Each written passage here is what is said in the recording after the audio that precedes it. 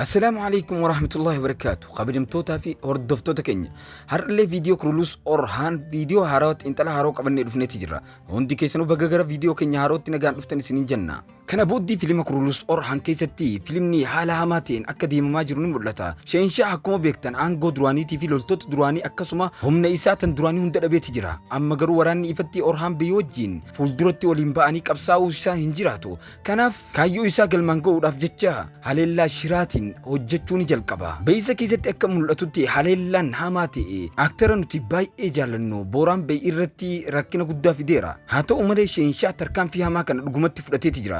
garuu kun isaaf hiree irraa dhuma ni ta'a orhaan bay ibidda haluu ba'uutiin baay'ee garaan isaa ni gubata haluu bahuu kanaan sultaan orhaan gaazii kan isarraan dhufe seefii isa taargetii fi korneet isatti garagalchuudhaan sheenshaa yakkamaa ta'uudhaan ni mul'ata sheenshaa harka orhaan beetiin du'a garuu akkamitti dursuun ergama isaa fudhachuudhaan sheenshaa gara kallattiidhaan gara orhaan beetii dabarsee kiyyoo isatti akkuma kanaan duratti ni fida milikuun immoo isaaf hin danda'amu tarii kun hundi kan ta'u filima kutaalee lamaan itti aanan keessatti ta'uun isaa hin oolamu akkasitti seenaan sheenshaa ni xumurama barri haaraan ni jalqaba gama biraatiin filima kutaan deemu kana keessatti warroonni du'an jenneen tu yaannu tokko tokko deebi'aati jiran ilmi sheenshaa yiigiit lubbuudhaan akka jiru amma ni beekna yookaan ilmi isallee mul'ateeti jira akkasuma deefnilleen hallayyaa gubbarraa gadu taaltee waan jirtuuf isilleen tarii bishaan san keessaa bahuu dandeessi sababni isaas namni tokko yoo reefni isaa kallattiidhaan hin mul'atin namni sun mul'achuu danda'a akkuma reefniin kufaatii sanarraa lubbuun hafte yeroo dhuftu keessatti karaa idilee ta'een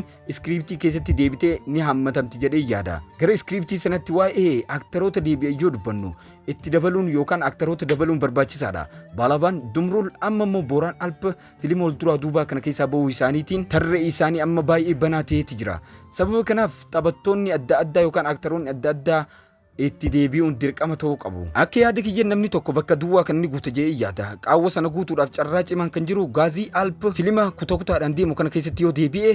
baay'ee ni jaallatama jedheeti yaada kabajamtoota daawwattoota keenya eenyutu bakka isaanii boo'ettaniitti yaaddu yaada keessan koomentii jalatti nuuf qooduu hin dagatina akkasuma viidiyoo keenya kana laayik gochuudhaan chaanaala keenya Oromoo Riikard dibba keessa sabskiraayib godhuudhaan viidiyoo keenya illee sheer godhuu hin dagatina isiniin jenna xiinxalli keenya kan haga ammatti daawwattan xiinxala kurulus orhaan kutaa 22ffaa beeksisa lammaffaati kanaaf kabajamtoota daawwattoota keenya sagantaan xiinxalaa keenya akkuma duraan beeytanitti bifa bareedaadhaan deemaatii jireenneeti aanna isinillee yaada keessan koomentii jala nuuf kaa'uudhaan nu jajjabeessuu hin dagatinaa isiniin jenna kanuma wal qabatee xiinxalli keenya tokko tokkoon akkasuma torbee guutuu itti fufaa kanaaf haga dhuma qophii keenyatti nu faana akka turtan yookaan Oromoo Riikard faana akka turtan asumaan isin afeerraa